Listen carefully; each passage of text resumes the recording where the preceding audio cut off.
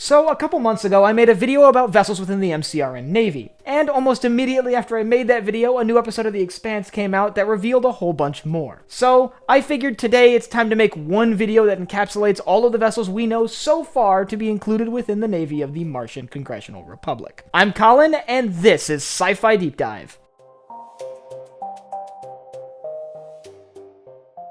Remember, if you enjoyed this video, to head down below and hit that subscribe button. So the MCRN is one of the most powerful factions within the system, and that power stems from their navy. The naval forces of the Martian Congressional Republic are some of the most advanced naval forces ever seen by humanity. So today let's take a look at the vessels included in the Martian fleet. We'll start once again with the smallest vessels, the Charriot-Type dropships. Now, one of the most interesting things about the Charriot-Type dropships are that these are some of the few vessels utilized by both the UN and the MCRN. And for good reason. These vessels are remarkably simple. They're basically just a box with engines. They're used primarily to transport ground forces to and from ships in orbit. But since it is just a box with engines and there's not really much to talk about, we'll move on to the next vessel on this list, which is the D-Class supply ship. Now we see a notable vessel in this class, the Barkeith, featured prominently in the most recent season of The Expanse. And the Barkeith is serving as sort of the flagship for this rogue Martian faction. But the D-Class serves a much wider role within the Martian Navy. I would assume these work like supply ships that tail US carrier groups, where they would basically follow Martian battle groups and be a source for supplies when the vessels need more food or ammunition. That being said, I think it's notable that the D-Class is not completely unarmed. It has actually a pretty impressive complement. 8 PDCs make it hard to hit with torpedoes, and it can carry 20 torpedoes on board as well that it can utilize in combat. Moving up the list is one of my personal favorites within the Martian Navy, the Morrigan-Class Patrol Destroyer. The Morrigan-Class Patrol Destroyer is a light vessel designed to fit snugly within the Donager-Class Battleships, and it was used primarily for policing roles. Now, don't let its classification as destroyer fool you, it's really small, and it really functions almost more like a torpedo boat. It's armed with a pair of PDCs as well as dual torpedo tubes, and for a ship that small, that's actually a pretty decent armament. Now, we see these vessels used a lot before the outbreak of the UN MCR War, often patrolling the asteroid belt looking for people smuggling or committing illegal activities. But the Morrigan-Class Patrol Destroyer was designed in tandem with another vessel, the Corvette-Class Frigate. Both of these vessels were designed to be stored within the hangar bays of the Donager-Class Battleships. The Corvette-Class Frigate has an even more confusing name because it is not a corvette, it is in fact a frigate,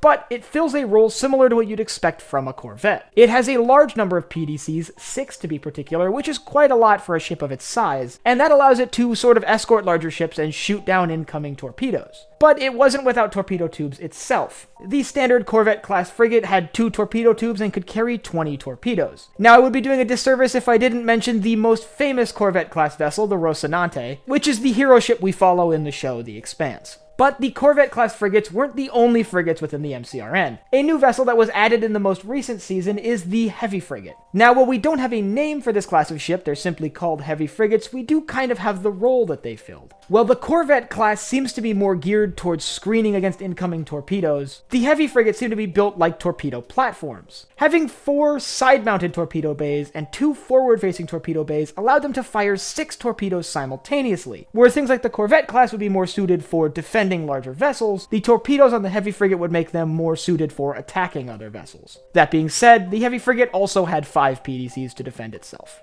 But as we move from heavy frigates to cruisers, we move into the light cruiser, another new addition from this last season. Now, these light cruisers are fairly advanced and fairly well armed. Having 9 PDCs, they're able to defend themselves pretty well against incoming torpedoes. And while we don't know how many torpedo tubes they have, we do know that they're able to carry a total of 140 torpedoes. Now, we don't see these vessels in service to the MCRN on screen, but we do see one being used by the Free Navy, where the Pella, a vessel of this class, serves as Marco's flagship. Next is one of the more common vessels within the MCRN, the Sirocco-Class Assault Cruiser. Now, that's a very weird name. Assault Cruiser seems to imply a few different roles, and it actually does fill those roles. Well, it is a cruiser that is built for heavy assault, carrying a significant armament, which specifically includes 10 torpedo tubes and 12 PDCs. It also filled the role of a heavy transport, often being used to transport MCRN Marines between different stations across the system. And to suit this role, it actually has dedicated racks on the bottom of the vessel to dock Charriot-Type dropships. We see these vessels used a lot during the UN MCR War. In fact, during most engagements, they seem to be the mainline warship within the MCRN. And we see them fill roles from an assault ship to a command ship. One of these vessels was clearly serving as the command vessel of the fleet over Ganymede during the Ganymede incident.